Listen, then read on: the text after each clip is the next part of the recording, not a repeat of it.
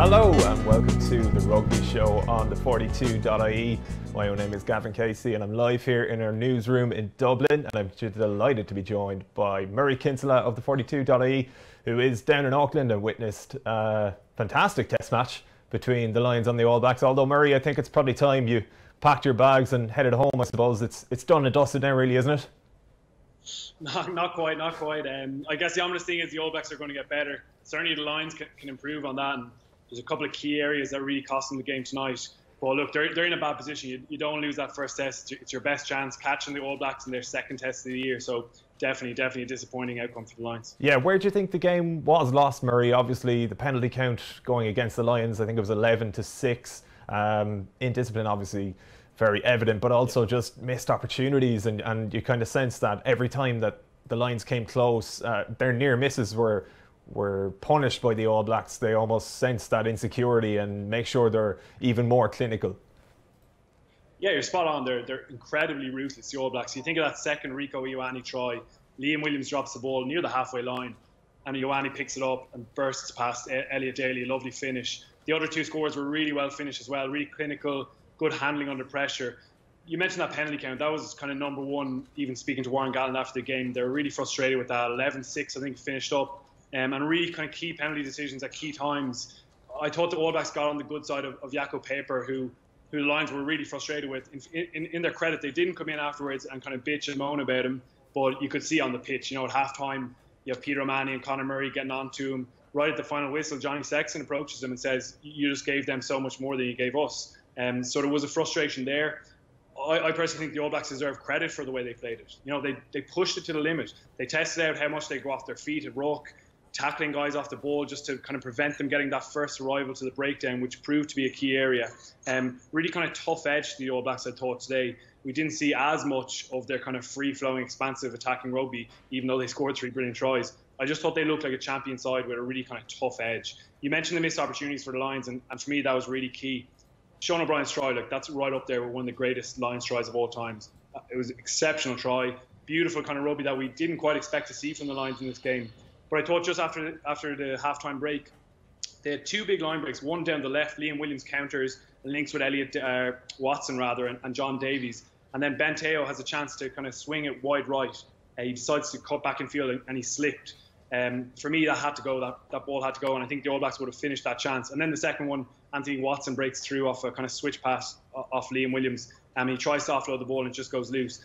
At that stage, the game's at 13-8, and if they get ahead there, I think they can put a bit of kind of panic in the All Blacks' minds, but they just didn't take those chances and proved to be really costly in the end. Yeah, big time. I think it's kind of striking, Murray, that for all the talk of Warren ball in the lead up to this test, it was the backs really that provided the fleeting moments of brilliance. The forwards seemed to be savaged really in the breakdown. Were you surprised at all by the way the Lions spread the ball out and looked to run from deep, at least with Liam Williams' break that led to Sean O'Brien's try? Yeah, that's why Liam Williams got picked. They made a bold, kind of risky decision. He was so good going forward. He did make mistakes defensively, and we've mentioned one of them already. But I was surprised at how the game kind of unfolded. It was almost like a reversal. The All Blacks were really strong defensively. They went through a lot of phases in attack. They built so much pressure on the Lions, which we'd probably expected the Lions to do. Instead, the Lions, they were completely dependent on their counter-attack, their kind of kick-return game. So it was a really interesting and fascinating kind of role reversal. You mentioned the pack, though, and for me, that was one of the big disappointments for the Lions today. They probably expected to have some set-piece dominance. And you think of Rieko Ioane's second try, they got massacred at that scrum, Maybe Cody Taylor was the first to pop up, but the All Blacks were going forward. And even if you think back to the first try, the Cody Taylor one, the kind of few minutes that led up to that, there was a maul attempt from the Lions. They got sacked really well. Then Brodie Retallick turns over the ball to the ground. And then Tyke Furlong gets a ping for a free kick at the scrum. So 2 little set-piece wins for the All Blacks, eventually leading to their first try. For me, the Lions pack underperformed, and I think we're probably going to see changes. The Alan Wynne-Jones selection didn't work out. Warren Gatland backed him to kind of perform on the big occasion without having that form. And you saw Maro Itoje when he came on. He was just rampant, and I think he has to start in the next match. And certainly for the Lions pack, it was a bit of a lesson against an All Blacks pack that was probably written off a little bit. So massive area for the next test. Absolutely. What did you make of Peter O'Mahony's performance as captain? There seemed to be kind of mixed reviews, I suppose. And I suppose more pertinently, what did you make of the decision to take him off so early, or having been to the press conference, was that due to a knock, do you know? Yeah, he got a bit of a knock. He says he's okay. He says he's going to be fine for the second test. I think they just wanted to get Sam Warburton in there. We've mentioned the breakdown a couple of times, and that was one of the areas where they were really struggling. Sam Cane was turning over ball regularly. The All Blacks were slowing them, and the Lions didn't quite get a grip on it. Sean O'Brien had a couple of frustrating attempts where he thought he would have got a penalty, but collectively the Lions were outplayed in that area. We know that the All Blacks are great in that kind of department of the game, but I just think the Lions need to be a bit more savvy around it. You see, like All Blacks kind of, there's a ball carrier and the second All Blacks tackler will kind of step into the space beyond him, just kind of prevent that arrival getting there and getting a really good kind of barrel hit over the ball. So little details like that just went against him too often. I think Peter O'Mahony may even lose out to Sam Warburton in the team selection for next week. I thought individually he had a good game. I thought he could have got into Jaco Paper's ear a little bit earlier. I thought it took a little too long just to maybe remind him, the All Blacks are doing this exact same stuff that you're paying us for. And it just was maybe a little bit slow, but he had a good individual game. But I just think, they're going to have to make changes to kind of lift that pack. And I think Sam Warburton may be one of them. How did the press conference go? Warren Gatland spoke. Did Peter O'Mahony speak as well? What kind of things were they saying? Yeah, there's obviously massive frustration there, but they've put quite a positive light on this defeat. Warren Gatland says, look, everything that went wrong tonight is very fixable in a short space of time. Even on the first try, he said that at halftime, Elliot Daly came into the changing room, put his hand up and said, lads, that try's on me. I got caught in no man's land on that quick tap penalty, and then they swung it out and scored in his wing. So I think that kind of stuff is very, very fixable in the short term, and that's the way they're painting it. They said, listen, the All Blacks haven't played champagne rugby, is what Gatland said it, and they didn't really. It was a very clinical, effective performance, but for the Lions, they believe that they're going to get better and give them a greater game. But I just fear that the All Blacks have another couple of years to go up. They're only 2 games into their test season, and I think they'll be a more cohesive unit again next weekend, so that's a worry. Yeah, you mentioned the Lions having sort of a hope of improving. From your own opinion, like, there were probably encouraging signs, but was this sort of the best chance squandered to get a test victory? It's obviously extremely difficult to come back from 1-0 down in a series. Historically, it's only been done a few times. Yeah, it's going to be a massive uphill task with the All Blacks getting better, more clinical, taking more chances. I just think that the Lions, they had nice elements in their play. The kicking game was really strong. Those box kicks from Conor Murray, really good contestable kicking, and we've mentioned that counter-attacking play as well. So there's stuff there for them to build on, but it was the best opportunity for me. We're going to go to Wellington now. Obviously, a change of venue, and the All Blacks record isn't as strong there, but they'll back themselves to get better. And yeah, I just think the Test series might be gone now. Yeah, I think there's a lot of people probably thinking along the same lines. You mentioned Conor Murray there, another sort of solid performance. I mean, just going back to the Irish performers, how did you rate Murray? I think Tyke Furlong seemed to struggle a little bit, just kind of an error-strewn performance, a couple of loose passes, knock-ons. Sean O'Brien obviously finished with a try, which wasn't too bad. But what did you make of the Irish players' performance overall? Yeah, I thought Sean O'Brien was actually good. I thought he was one of the kind of key guys in the pack, and you can see he's a real leader in that squad. He was actually getting on to the referee quite a bit and just giving him little reminders around the breakdown and, have a look at this, that kind of stuff. I thought he was great. That support line he ran for that try was exceptional. He covered some amount of ground, and I think the old hamstrings are in good nick. We've seen him sprint pretty flat out a couple of times, and they've held together. But probably not the greatest night for the Irish guys. Johnny Sexton didn't get a chance to come into the game when he came off the bench, and I wonder if they'll have a look at that 10-12 combination again next week. Having said that, Benteo, apart from that time he didn't pass the ball, was just unbelievably muscular. He was so strong in the tackle, picking up Sonny Bill Williams and slamming him into the ground.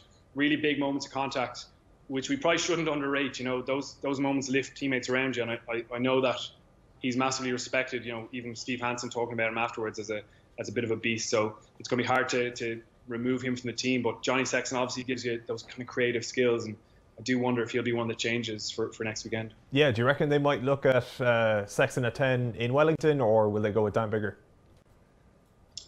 I don't know. I don't think Dan Biggar really, unless he does something massive, is going to feature in the test. So I think Johnny probably needs a game.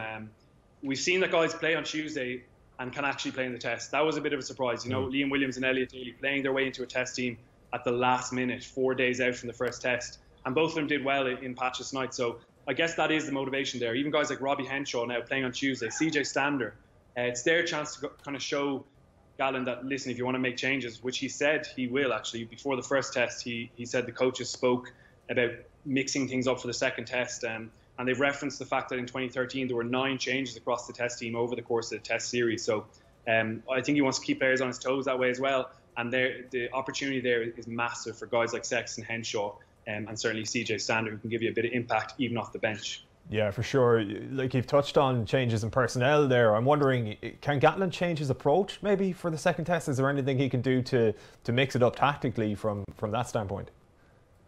Yeah, I don't think there was a huge amount wrong with what they did. They probably didn't get the kind of 22 pressure that they thought was going to be a big part of the game. They gave up ball quite easily when they got into that zone. And the brilliant try from O'Brien was obviously a long range one. And the late kind of Reece Webb was just a bit of a consolation score. But that's the kind of template, I guess, is get into the 22 and really put the All Blacks under sustained pressure, because that has effects across the course of the game. When you're under that kind of pressure, it's going to drag your set piece down. You're going to be tired when you're attacking as well. So I think they need to do a little bit more of that. It's really positive to see that they can counter-attack. And I think that they'll actually kick more as well. I thought they were really strong in that department. I thought the All Blacks were very nervy under the high ball. They lost Ben Smith, obviously, to concussion. He's failed the HIA. So it'll be interesting to see what they do at 15, possibly Israel Dag, if Ben Smith doesn't recover. But I think they'll pursue that a little bit more kind of tactical kicking long to find that grass in the backfield and have that chance to put that pressure on the 22. I think that'll be the main kind of tactical focus. But there's a lot of good there. There's a lot of good stuff to build on. Yeah, for sure. I'm wondering, considering you were down in Auckland, you soaked up the atmosphere. We might get to that in a second. But what was the reaction like from people in New Zealand, fans, reporters? Did they sort of, was this something they kind of expected, a margin of victory, 15 points? Or I've seen a couple of people maybe slightly surprised again, as we mentioned, about the Lions' approach to the game. And Steve Hansen was quite complimentary in his post-match interview, particularly about O'Brien's try. What was the reaction over there? Yeah, Hansen said it was one of the greatest tries he's seen. I think there was probably a little bit of disappointment that the game didn't go down to the wire. Obviously, the diehard Kiwi fans were loving it. They were rubbing it in. It was kind of hard to listen to a couple of them just outside the press box here, calling the offside line. Pretty kind of vociferous support. But there was a slight bit of disappointment because, at the halftime, up to about 50-minute mark, it was an incredible game of rugby. It was so evenly poised. And it was really there for the taking. If the Lions had finished one of those chances, as we said, and got ahead, it would have been a very different story. But I don't think the Kiwi press are too surprised to see their team be so clinical. They've seen this so many times over the past few years, and they certainly feel that a 15-point margin is reflective of the kind of gulf in class as they see it. Yeah, I mean, I suppose, to conclude on the game, was this just a case really of arguably and probably the greatest team in history doing what they do best? Yeah, even in our match preview, I was kind of writing that, there's all these reasons the Lions could have turned up and caused an upset, but it was always going to be that. It was going to be an upset. You have to kind of take your head out of the bubble and realize what the Lions are trying to do here. They've been together for, 3-4 weeks properly as a squad. The players didn't know each other before that. It's a crazy concept, really, trying to beat this cohesive All Blacks unit in a country where everything is built towards that All Blacks team and making them as good as they can be. Everything they do in Super Rugby, all the coaching, and you just see the quality of the players. Moments of skill, like Bowden Barrett, when he gets his grubber kick blocked down, he comes back. Instead of diving on the ball, which I thought he was going to do, he scoops it up one-handed. And it's just sensational. The little offloads, like a guy like Brodie Retallick, who's a mean enforcer, but he can throw that short pass as well. I think that's the real issue here. They're better rugby players than the Lions. And I think maybe in 12 years' time, hopefully there'll be a better caliber of player to give them a better game. But I just think they're the best team in the world, and that's why I always felt that this was going to be close to an impossible task for the Lions. For sure, yeah. Well, before we let you go, Murray, just talk us through what the experience was like over there. I mean, we've seen the hordes of fans wearing red. There was choirs on the go singing songs from all 4 countries. It seemed pretty special over there. Yeah, incredible occasion. I've been around Auckland the last 2 days, and you see the red jerseys pretty much on every second person. It's been incredible. So much respect to those people for spending all their hard-earned cash to get over here. But I guess the style of Lions fan has changed in the last couple of weeks. From the start, you had the kind of old retired couple off on their merry 6-week kind of journey. In the last week or so, you've had the kind of younger crowd coming in, and it's certainly made Auckland very, very lively. The support today I thought was outstanding, and yeah, you know, you looked around the stands and it was pretty much red. So the Lions is always going to have that. We always have this debate about, does the Lions still mean something? But when you're here, you can see that it really means a lot to so many people. And there's a really nice vibe, all these countries coming together, some mangled versions of the fields of Athenry in the pubs in Auckland as well. So it's been great off the pitch, and hopefully we get a nice competitive game in the second test, because if not, it could turn a little bit nasty in that third. Well, hopefully it doesn't go that badly. Murray Kinsella, thanks a million for joining us. Best wishes on your travels to Wellington, and enjoy the rest of it. But that is actually all we've got time for here on the Rugby Show on the 42.ie. We'll actually be back on Tuesday. We'll be joined by Eddie O'Sullivan with a review of that game against the Hurricanes and a preview of the second test in Wellington. But until then, take it easy.